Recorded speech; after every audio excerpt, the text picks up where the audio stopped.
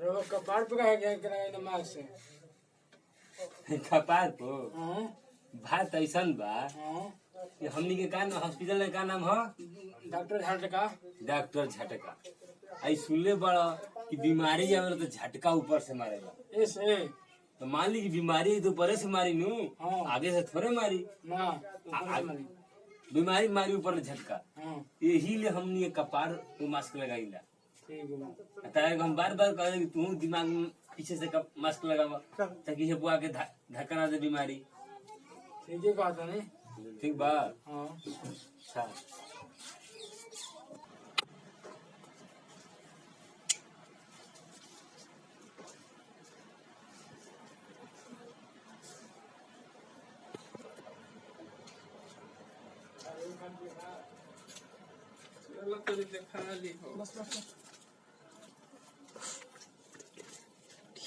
प्रणाम जी डॉक्टर प्रणाम प्रणाम कब आई बची?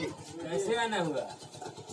डॉक्टर साहब बड़ी बीमारी परिहार हो गई बरियार हो गई बा। कैसन बीमारी है सुनाइए जरा तो हम भी देख ले कैसी बीमारी है। बोले के बीमारी हो गई सांस बोले के बहुत जानो तने खाली वो रह जा कोनो खेल में गेम करे गेम खेले हाँ तो वही में जीते के तो जीत गोनी जा क्रिकेटे मान के चली गोरी जा खेले हाँ हाँ जीत गोनी जा लेकिन कैसे 5 गो आदमी टीम में हो जाला एगो पार्टी में हाँ हाँ 5 गो रहन तो में 4-5 सब पियही वाला दारू बा हाँ तब चल गोनी जा मुस्टोली दारू पिए दारू तो इन्हें बंद बा कहीं मिलत ना रहे हाँ। कसौ जो दारू तो मिल गई मिलल तब पियनी जा पियला के बाद उ तो अपना अपना घरे चल गुलो आदमी हाँ हम अपना घरे गइनी तो घरे पूछलन आदमी कि कहाँ से आवत है हिलत डोलत हाँ तब हमारा जानते बनी सच बोले के बीमारी बा तू नशे में रहा। हम नशे में रही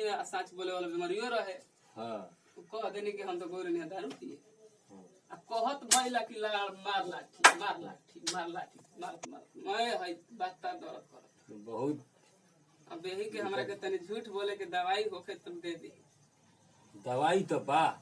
बा एगो हम बात सुनाओ तनी बोली बोली हमारे भी आई रहे एगो झूठ बोले वाला मरे जी हाँ जौन साला झूठ बोलत बोलत मर गई हाँ तो ऊ पहले हाउ कौन पड़ रहन हाउ संजय संजय हाँ रात रहने जी हाँ हाँ तो ऊ रहन तो उनके लिए कहनी कि देखो ई तो मर गई एकरा में से झूठ के कीड़ा निकाल के हाँ फ्रिज में रख दो। अच्छा एकर मतलब रखले भाई ना अभी कीड़ा रखले बानी तब बुझाता हमारा दवाई दवाई हुई। लेकिन एगो बात बा बोली झूठ के दवाई तो हम लगा देब इंजेक्शन लगा देब हाँ लेकिन इंजेक्शन के 200 रुपया पड़ी जवना 200 रुपया अगर मंजूर होखे तो बतावल जाए। चलिए ठीक बा दे दिए पर्ची बना दिन तब नु हाँ हाँ बनाई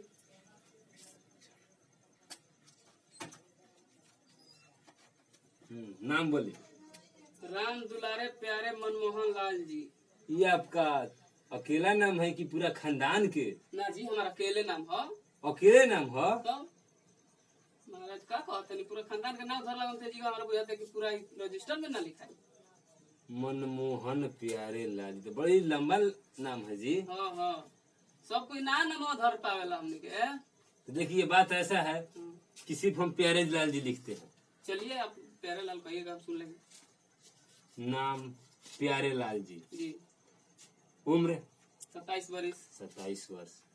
पता चतुर्भुजी बराव बथान। चतुर्भुजी बराव। अच्छा चलिए ठीक है। तो कंपाउंडर जी जरा इंजेक्शन लाइए झूठ वाला, हम इनको दे दे। बात ऐसा बनू कि देहात के रोगी आवेलन तो हिंदी समझबे ना करे, तब वो लोग से भोजपुरी में बोले के पड़ला। संग तो हमनी के तो गाँव ही देहात के बानी जा, देहात के बोले पे जाता अपन वही में मिलजुल के काम चल रहा। फर्क बोला आई लोग कंपाउंडर में तो हमनी के हिंदी इंग्लिश बात होत रहेला। ना हमनी के तो लिख लो ना पढ़ पता भैया। हाँ हाँ ठीक है। देखिए ये इंजेक्शन ऐसा है, इंजेक्शन ये ऐसा है कि आपको नस में देने के बाद थोड़ा जलन टाइप के होगा। अच्छा तो इसलिए हमारा कहना है कि ये नस में ही अच्छा रहेगा। ठीक है, नस में दे दीजिए। दवाइया छोड़े के पड़ी डॉक्टर साहब। ना मैं दारू छोड़ से कौन दिक्कत नहीं ना है, ना ना कौन दिक्कत नहीं है। तब तो झूठ बोल के तारे कलम का। हाँ तो एक और बात बता नहीं। बात ऐसा बा, नाम हो झटका, अच्छा काम भी झटका। कोई भी सुनने हो हम हाँ, आग लगा का वजह धुआं कहाँ जला ऊपर, हाँ, और ढेला बिगड़ा तो कहाँ जला तो। नीचे। छत पे चढ़ के पानी गिराई रहोगे तो नहीं चाहिए नहीं, हाँ, हाँ, हाँ। तो हाथवा में डालन तो तभी ना पूरे शरीर में फैली ऊपर वाली गिरी तो एकर मतलब कि नीचे में ना तो निकल जाए। फाटल बनना सब है। हाँ, हाँ, फेंक दी। हाँ, हाँ, है ना। चलिए हाथ ऊपर उठाइए तो ऊपर और ऊपर और ऊपर। एक मिनट एक मिनट।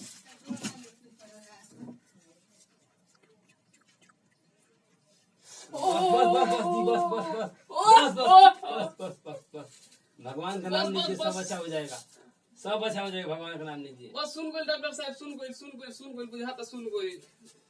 ओहो हम बोले ना आपको कोई तकलीफ नहीं होगा। खून फेंका लगा डॉक्टर साहब। ना ना खून ना बिके। हाँ हाँ एक मिनट स्पीड और लगा दी।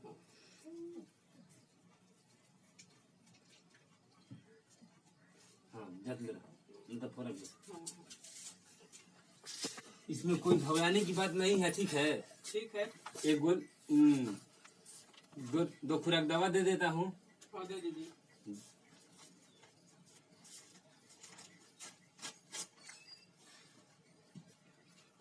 दवाई तो लेकिन काम कोई ना डॉक्टर साहब बुझाता है। हाँ। सबको बोला भी सेट कर जाए, घबराए कोनो बात नहीं है। ना ना। अगर कोनो भी प्रकार के दिक्कत आई हम्म, तो याद करम डॉक्टर झटका क्लिनिक। हाँ हाँ हाँ। हम तो हर हमेशा ही जे आवत रहे ना सर्दियों बुखार होखेला तो। हाँ तो मालूम बा। ठीक बा है धरी, हम्म, आ जोन फीस तय भइल बा हम्म, वो निकाल। ठीक है बा।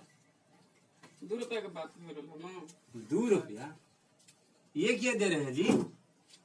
2 रुपया दे रहे हैं। 200 पैसा बोले थे मतलब 2 रुपया नहीं हुआ। 200 रुपया बोले थे।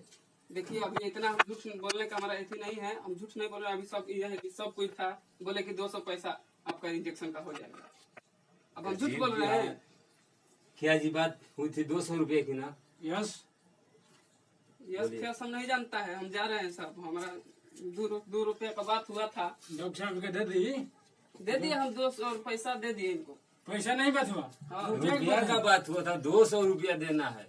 अब ये 2 रुपया कमा रहे हैं। हम उसी टाइम से यहीं पे बैठे हैं। 200 पैसे बोल रहे हैं। 200 पैसे तो मतलब 2 रुपया हुआ ना। 200 पैसे का 2 रुपया हुआ ना। गरीब क्या, ठीक है अब क्या कर सकते हैं। तब जाइए। हमको जाइए करें। गरीब की हाल है। बस साला ऐसा मरीजी भी आया कि पहला झूठ हम लोग ही पर बड़ी महंगा पड़ गया। उसे कोई बात नहीं, कोई बात नहीं। चैनल को सब्सक्राइब कीजिए और बेल आइकन दबाना ना भूले। और पसंद है तो वीडियो का लाइक कर दे। हम सब शेयर करिए।